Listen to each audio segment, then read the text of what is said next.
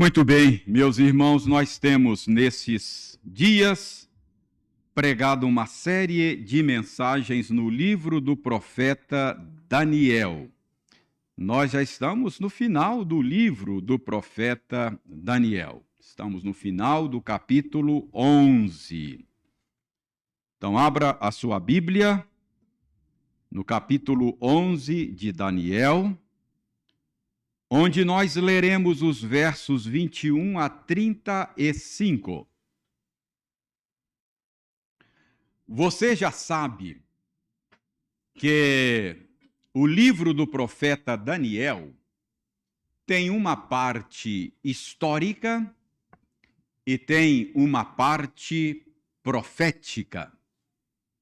A parte histórica do livro de Daniel conta para nós a história do povo de Israel lá no cativeiro babilônico, onde o povo ficou 70 anos por causa dos seus pecados.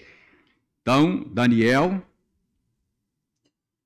trata daquele período da história do povo de Deus.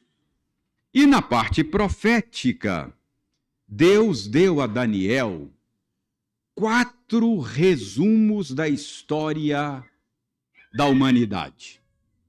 4 resumos, em ocasiões diferentes, com detalhes diferentes.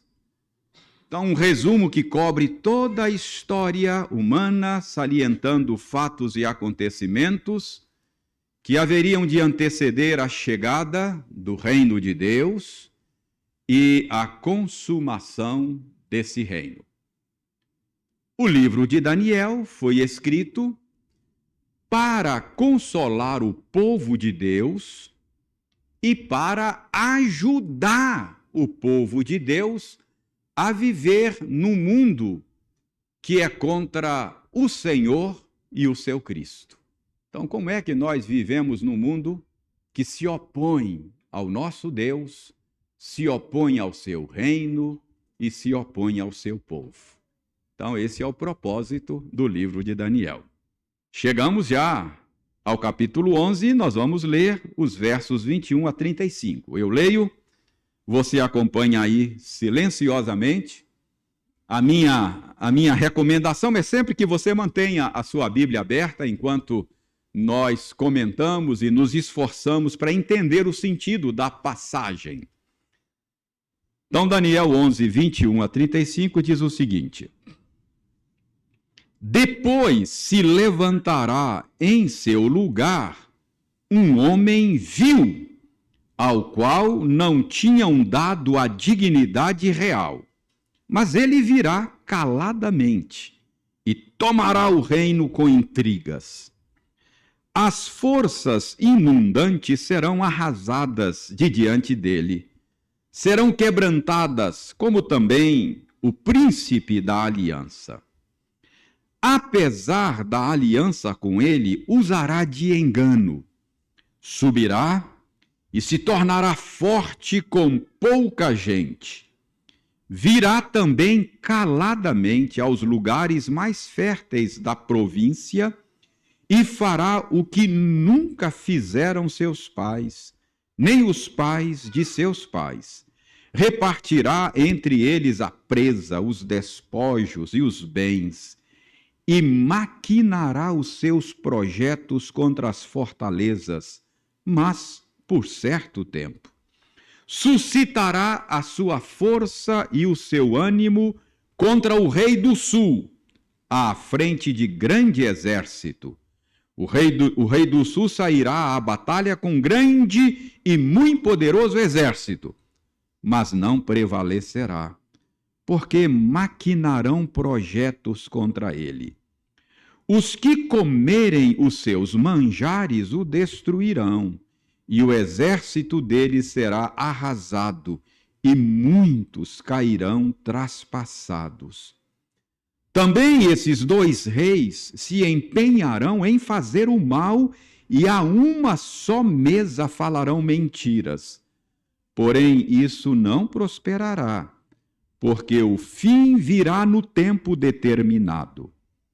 Então, o homem vil tornará para a sua terra com grande riqueza, e o seu coração será contra a santa aliança. Ele fará o que lhe aprouver e se tornará para a sua terra. No tempo determinado, tornará a avançar contra o sul, mas não será nesta última vez como foi na primeira, porque virão contra ele navios de Quitim que lhe causarão tristeza. Voltará e se indignará contra a santa aliança e fará o que lhe aprouver. E tendo voltado, atenderá aos que tiverem desamparado a santa aliança. Dele sairão forças que profanarão o santuário, a fortaleza nossa, e tirarão o sacrifício diário, estabelecendo a abominação desoladora. Aos violadores da aliança, ele com lisonjas perverterá. Mas o povo que conhece ao seu Deus se tornará forte e ativo. Os sábios entre o povo ensinarão a muitos. Todavia, cairão pela espada e pelo fogo, pelo cativeiro e pelo roubo, por algum tempo. Ao caírem eles, serão ajudados com pequeno socorro, mas muitos se ajuntarão a eles com lisonjas. Alguns dos sábios cairão para serem provados, purificados e embranquecidos até ao tempo do fim, porque se dará ainda no tempo determinado. Até aí, até o verso 35, vamos orar pedindo ao Senhor que nos ajude a ter uma boa compreensão do sentido dessa passagem, uma passagem difícil de ser compreendida, mas vamos aqui nos esforçar para que o Senhor nos ajude a ter uma boa compreensão daquilo que lemos. Obrigado, Senhor, por nos permitires abrir a Tua palavra mais uma vez, lê-la, e agora, juntos em torno dela, queremos obter uma boa compreensão daquilo que lemos. Senhor, dá-nos a Tua graça.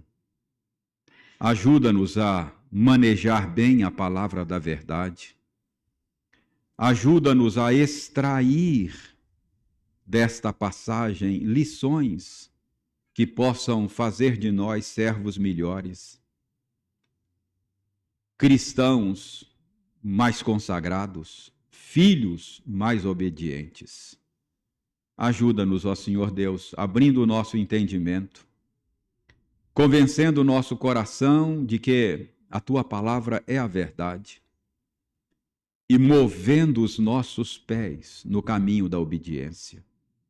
Ajuda-nos, ó Senhor, nós te pedimos em nome de Jesus. Amém. No último sermão desta série, nós analisamos os versos de 5 a 21 desse capítulo, ou melhor, a 20, 5 a 20. Hoje pegamos aí a partir do verso 21 e fomos até o verso 35.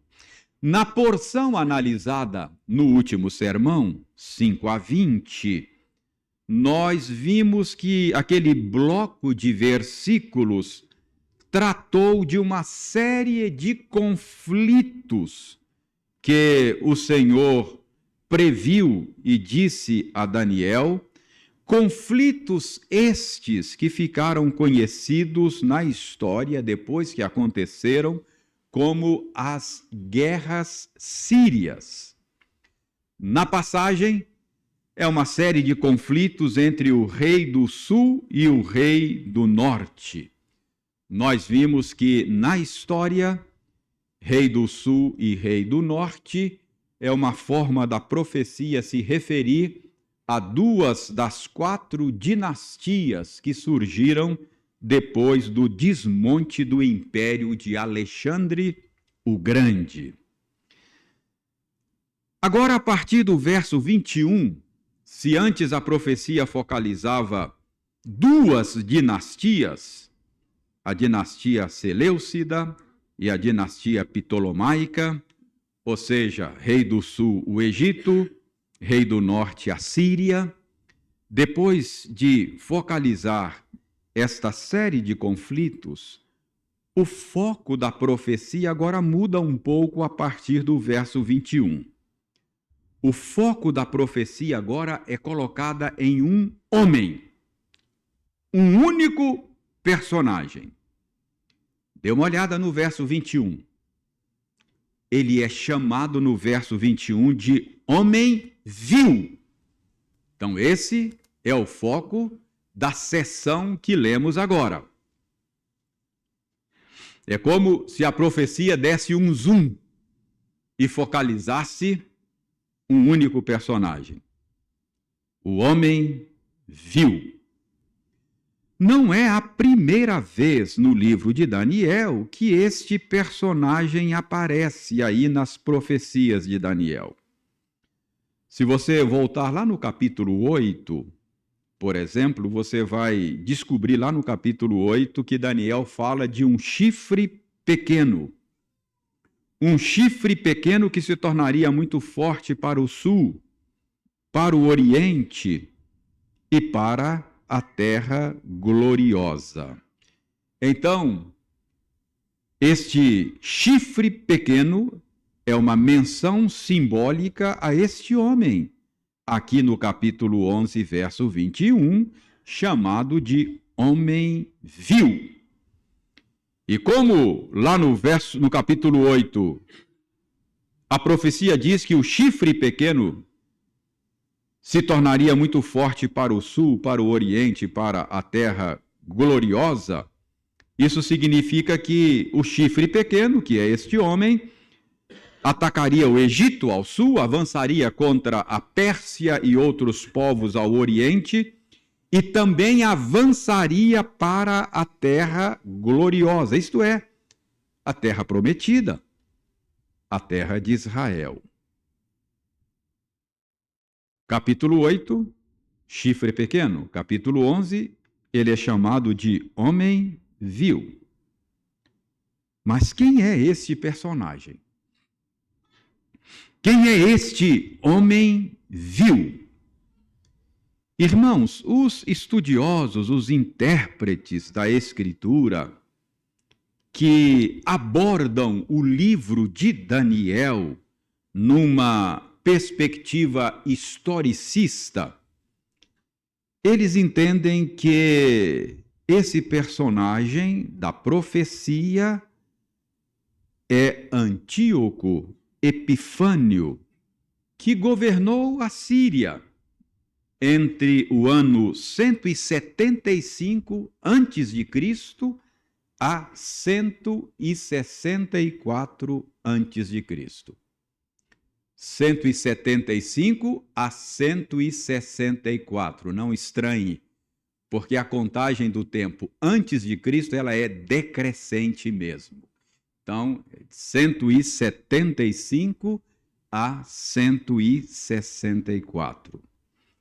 Então, hoje, depois que a profecia se tornou história, a gente percebe que, de fato, Antíoco Epifânio se encaixa perfeitamente nos termos da profecia. Por exemplo, o verso 21, onde ele é chamado de homem vil, diz também que esse personagem, esse homem vil, não teria dignidade real e ele subiria ao poder por meio de intrigas. Está aí. Foi exatamente assim que aconteceu na história com Antíoco Epifânio.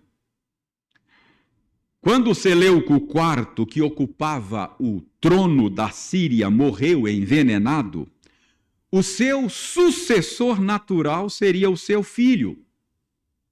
No entanto, Antíoco Epifânio usou de astúcia para garantir o trono para si mesmo. Embora não fosse o herdeiro natural, ele se tornou rei através de uma série de manobras que envolveram suborno, manipulação, traição. Então, há uma correspondência entre o que a profecia diz e o que aconteceu com Antíoco Epifânio. Notem que os indícios deste modus operandi, desse personagem da profecia, esses indícios, eles encaixam perfeitamente no perfil do personagem histórico Antíoco Epifânio. O verso 21 diz que esse personagem, viria caladamente, sorrateiramente. O verso 23 diz que ele usaria de engano. Olha o modus operandi desse personagem da profecia. O verso 24 repete a informação de que esse personagem da profecia agiria de maneira calada, caladamente, sorrateiramente.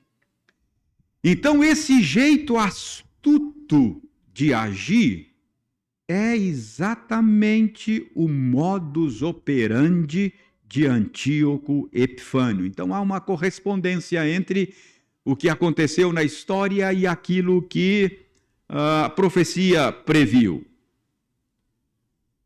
Mas tem mais coincidências ou correspondências aqui. Sendo inescrupuloso, Antíoco Epifânio somente mantinha as suas alianças enquanto lhe era interessante. Veja como é que a profecia fala desse personagem, desse homem vil. Verso 23, apesar da aliança com ele, usará de engano. Então, irmãos, parece que esse entendimento desses intérpretes da perspectiva historicista de que esse personagem da profecia é Antíoco Epifânio, que o Senhor estava antecipadamente dizendo a Daniel o que acontecia, o que aconteceria na história, faz muito sentido. Então nós entendemos que de fato esse homem vil é Antíoco Epifânio, o rei da Síria.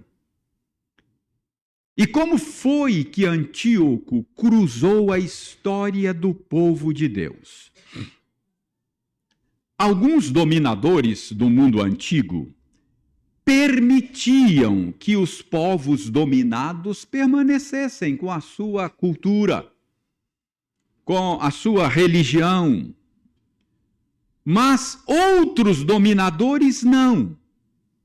Por exemplo, Nabucodonosor, quando levou Israel para o exílio, ele implementou na Babilônia um projeto de aculturação dos deportados. Ele submeteu alguns dos filhos de Israel a um processo de babilonização. Se esforçou para fazer deles verdadeiros babilônicos. Por exemplo, ele determinou que a cultura babilônica fosse ensinada aos exilados.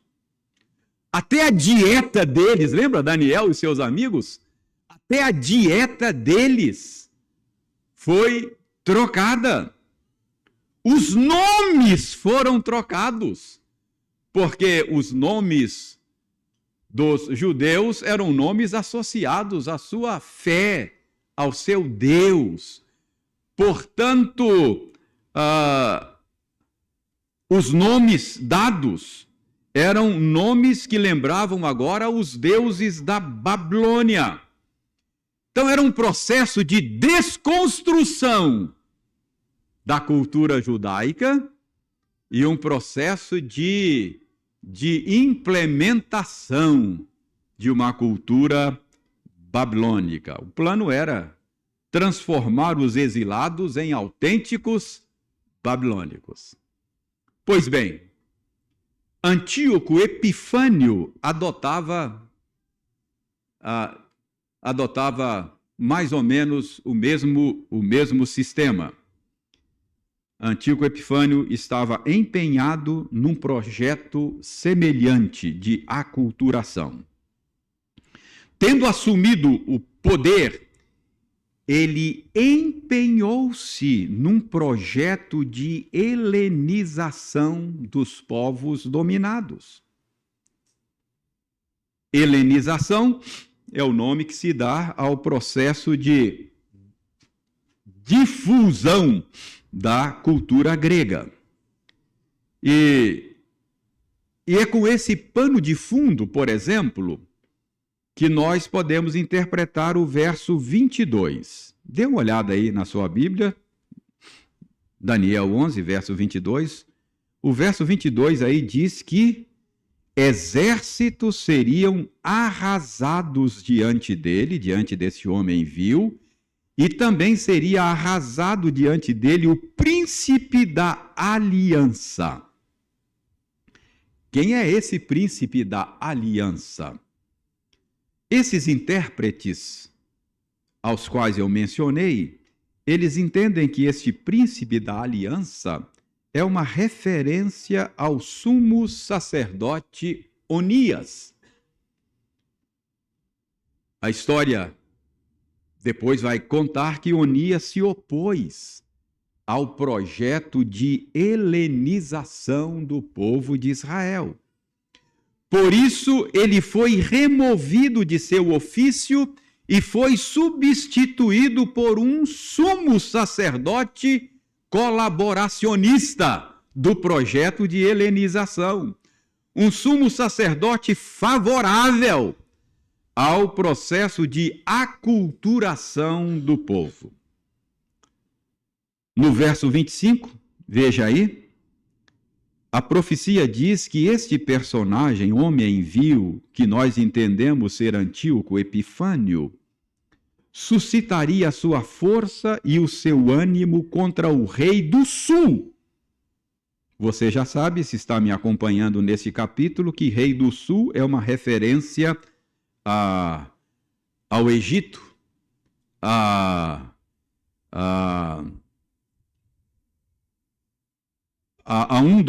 daquelas dinastias, a dinastia Ptolomaica.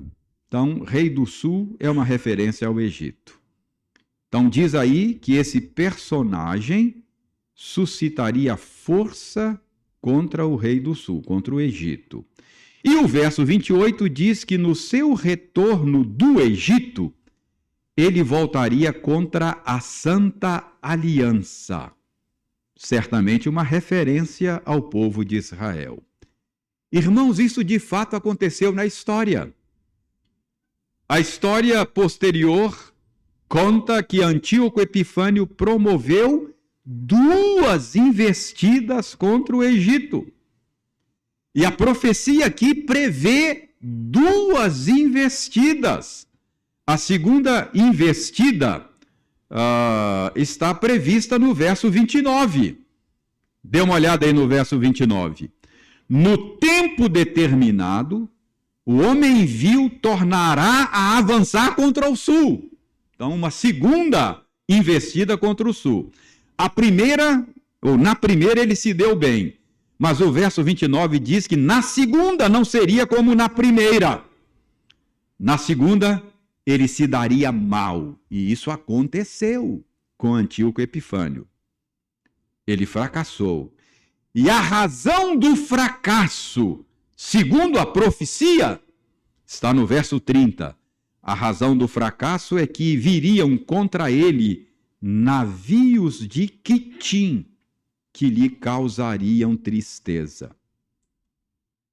Quitim é uma menção à região do Mediterrâneo, onde ficava algumas ilhas, dentre elas a ilha de Chipre, região que na época já era dominada pelo Império Romano, que era já um poder emergente. Então Antíoco Epifânio fracassou, isso aconteceu na história, na sua segunda investida contra o Egito, porque forças navais romanas o impediram. Irmãos, e a profecia diz no verso 30 que neste contexto o homem vil haveria de se voltar indignado contra a Santa Aliança, isto é, tendo fracassado na invasão do Egito, ele se voltaria contra o povo de Israel. E na sua tentativa de helenização dos judeus, isso aconteceu de fato na história, Antíoco Epifânio proibiu o culto judaico, forçou a implantação da adoração de divindades gregas, ele dedicou o templo de Jerusalém a Zeus, uma divindade grega, ele baniu as práticas judaicas, como a circuncisão, ele eliminou as ofertas diárias no templo, ele profanou o templo judaico oferecendo sacrifícios de porcos no altar dos judeus. Tudo isso previsto aí no verso 31. Diz que o homem vil haveria de profanar o santuário, haveria de tirar o sacrifício diário e haveria de estabelecer algo que é chamado aí de abominação desoladora. Então, todos os indícios da profecia apontam para Antíoco Epifânio e o seu projeto de helenização dos povos dominados. Irmãos, é claro que esse projeto de helenização encontrou resistência entre os judeus daqueles dias. Inclusive resistência armada. Essa resistência armada contra esse projeto de helenização movido por Antíoco Epifânio ficou conhecida na história como a Revolta dos Macabeus. São fatos que aconteceram no período interbíblico, no período que vai entre o Antigo e o Novo Testamento. Vejam como isso é previsto aí no verso 33 da profecia. Os sábios entre o povo ensinarão a muitos. Todavia cairão pela espada e pelo fogo, pelo cativeiro e pelo roubo por algum tempo. Mas, veja aí, conforme a profecia prevê, essa pressão haveria de revelar e aperfeiçoar os fiéis dentre os judeus. O final do verso 32 diz que o povo que conhece o seu Deus haveria de se tornar nessa circunstância forte e ativo. E o verso 35 diz que os fiéis nessa circunstância seriam provados, purificados e embranquecidos. Então, houve uma resistência, houve derramamento de sangue e, segundo a profecia, nessa circunstância desfavorável, os fiéis seriam aperfeiçoados, provados, purificados, embranquecidos. Mas há algo nesta profecia e que aconteceu na história para o que eu quero chamar de maneira especial a sua atenção nesta noite. Há nessa profecia algo que deve servir de advertência para nós. Se por um lado a profecia diz que haveria resistência ao processo de helenização do povo, por outro lado, a profecia diz que muitos judeus seriam seduzidos pelo projeto de helenização de Antíoco Epifânio. Veja o verso 31. Aos violadores da aliança, então se havia resistentes entre o povo de Deus, havia aqueles que violariam a aliança, que seriam seduzidos, que seriam colaboradores do processo de helenização do povo de Deus. Diz aí então que aos violadores da aliança, ele com lisonjas perverterá. Vejam também o final do verso 34. Mas muitos, isso é, muitos judeus, se juntariam aos inimigos, seduzidos pela lisonja. Irmãos, e isso de fato aconteceu. Muitos judeus foram seduzidos, abandonaram a sua fé, abandonaram os seus costumes e aderiram ao projeto de helenização de Israel. Isso está registrado como história no primeiro livro dos Macabeus. Você vai dizer, pastor, a minha Bíblia não tem Macabeus. Eu sei que não tem, a minha também não tem. Embora não seja um livro canônico, embora não faça parte da Bíblia hebraica, nem da Bíblia protestante, este livro, o livro dos Macabeus, são dois, eles foram escritos muito próximos dos acontecimentos que cumpriram esta profecia. Portanto, embora não sejam livros inspirados por terem sido escritos muito próximo dos acontecimentos, são livros que têm valor histórico. Então eu vou ler aqui 1 Macabeus, capítulo 1, a partir do verso 41. Veja como este livro registra os acontecimentos que cumpriram essa profecia.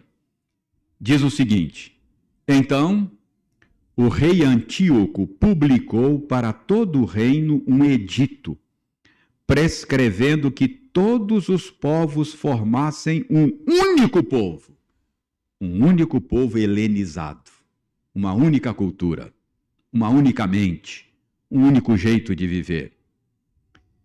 E, diz o verso 42, que abandonassem suas leis particulares. Todos os gentios se conformaram com essa ordem do rei.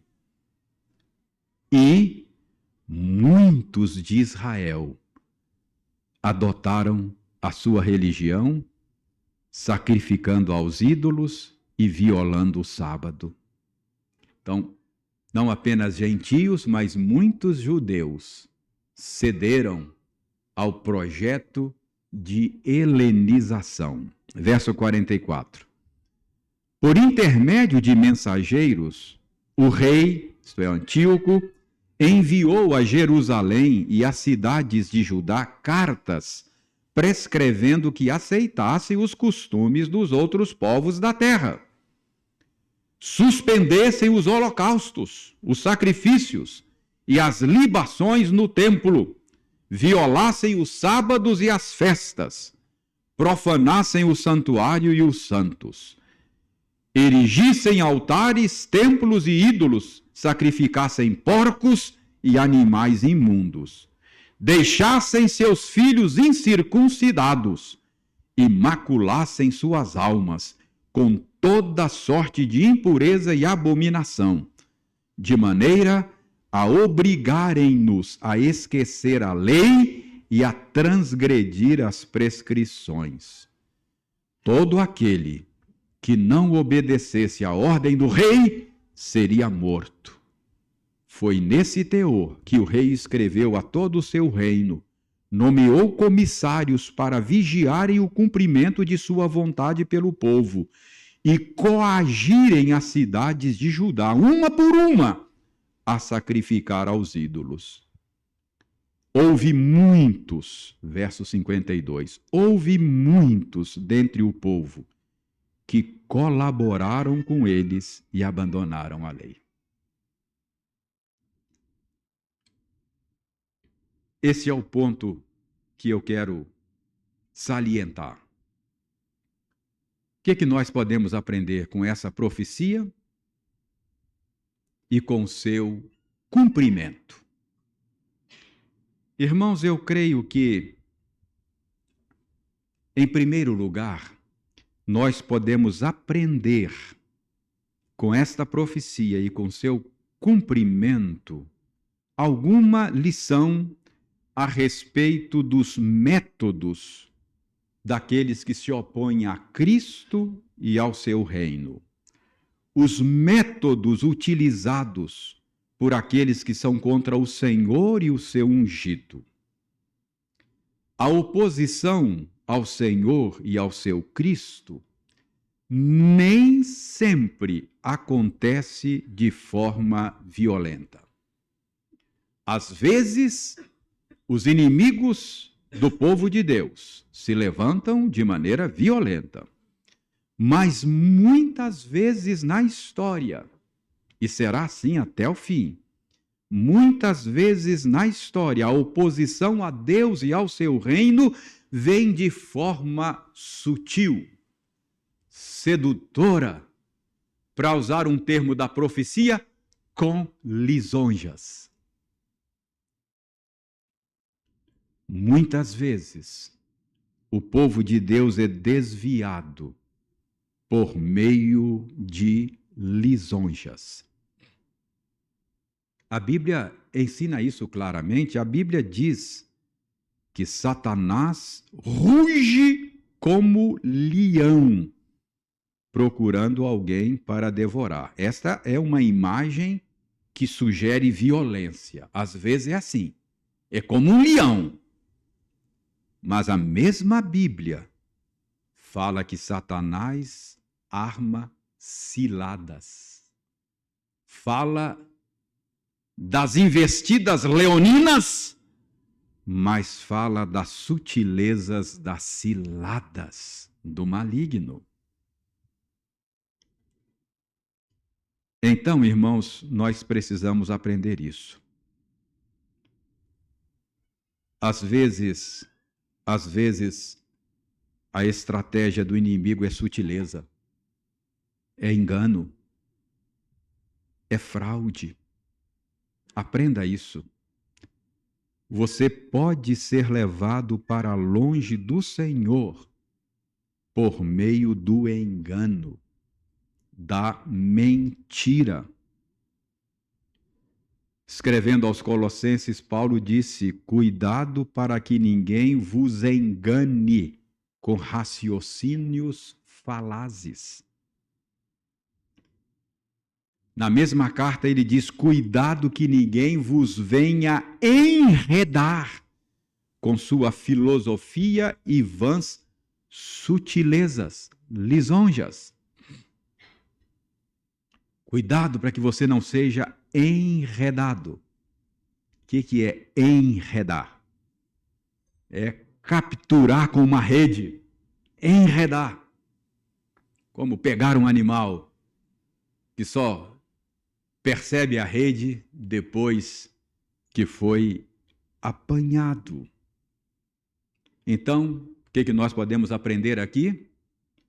O que aconteceu naqueles dias, a estratégia lisonjeira, enganosa, usada por Antíoco Epifânio, um instrumento nas mãos do inimigo, pode acontecer, e está acontecendo ao longo da história da igreja. Então, muito cuidado. Segunda lição. Em segundo lugar, esta passagem nos adverte quanto ao perigo da apostasia. O que é a apostasia? A apostasia é o abandono definitivo da fé, da verdade de Deus. Irmãos, as ciladas do diabo, o fascínio do mundo, os enganos do coração podem seduzir você até ao abandono total da fé, até a apostasia. A Bíblia é farta em passagens que nos alerta quanto a este perigo. A passagem que nós lemos hoje, no momento de confissão, segundo a Epístola de Pedro, é uma passagem que nos alerta quanto a esse risco e a esse perigo. Abra sua Bíblia, estou terminando, abra sua Bíblia na primeira Epístola de Paulo a Timóteo. Veja como é que várias vezes Paulo fala desta possibilidade terrível. Primeira de Paulo a Timóteo, capítulo 1, verso 19. Veja aí, por exemplo.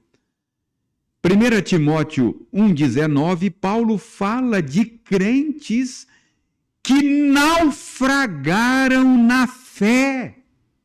Então, isso é um perigo muito real. Olha no verso 20, ele cita o nome de dois que naufragaram, Himeneu e Alexandre. Ainda em 1 Timóteo, vá lá no capítulo 5. Capítulo 5, verso 15, Paulo fala de mulheres que se desviaram seguindo a Satanás. Avance um pouquinho mais, vai para o capítulo 6. No capítulo 6 de 1 Timóteo, Paulo fala de crentes que se desviaram da fé. Capítulo 6, verso 10.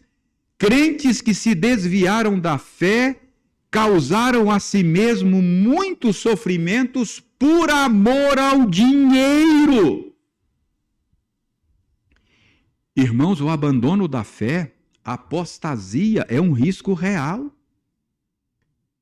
E preste atenção, ninguém abandona a fé de uma vez. É gradativamente. A sedução do pecado vai nos desencaminhando gradativamente até que apostatemos, até que abandonemos de vez o Senhor e o seu caminho. Veja como Pedro fala desta possibilidade. Na segunda epístola, que nós já lemos, mas agora dê uma olhada no capítulo 20, ou melhor, no capítulo 2, o verso que é 20. Capítulo 2, verso 20. Dê uma olhada na sua Bíblia. Segunda de Pedro, capítulo 2, verso 20. Pedro fala de pessoas que, tendo conhecimento de Cristo, se deixaram enredar de novo e abandonaram a fé. Pedro chega a dizer que seria melhor nunca terem conhecido a Cristo do que conhecer e abandoná-lo. Ele diz que tais pessoas são como cão que voltam e comem o próprio vômito. São como a porca lavada que volta ao lamaçal. Então, irmãos, essa profecia de Daniel e o seu cumprimento mostram que muitos judeus apostataram, aderiram ao projeto de helenização. E esse é um perigo muito real para nós, os cristãos de hoje. Talvez você diga, reverendo, eu sou reformado, reverendo. Eu creio na doutrina da perseverança dos santos. A Bíblia diz, reverendo, que o crente nunca pode ser separado do amor de Deus que está em Cristo Jesus. É verdade, eu também sou reformado. Eu também creio na perseverança dos santos. Paulo, de fato, disse, escrevendo aos Romanos, que nada pode nos separar do amor de Deus que está em Cristo Jesus. Mas o mesmo Paulo, que ensinou a perseverança dos santos, ele diz que esmurrava o seu próprio corpo para que ele não fosse desqualificado. Irmãos, nós cremos na segurança dos crentes. Mas nunca se esqueça, a segurança do crente tem uma irmã gêmea que se chama vigilância. Segurança e vigilância andam de mãos dadas.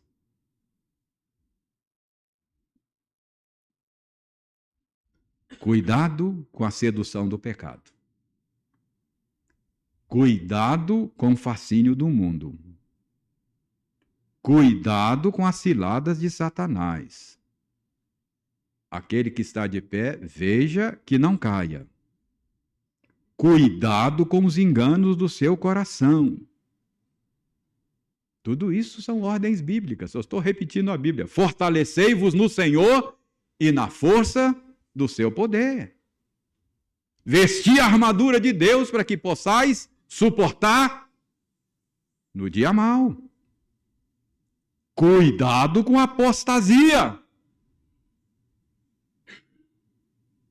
Então, a experiência cristã tem esses dois lados. Há uma tensão. Você está seguro, mas você precisa ser vigilante. Segurança e vigilância andam de mãos dadas na vida cristã. Que Deus nos abençoe e nos ajude a entender isso. Amém.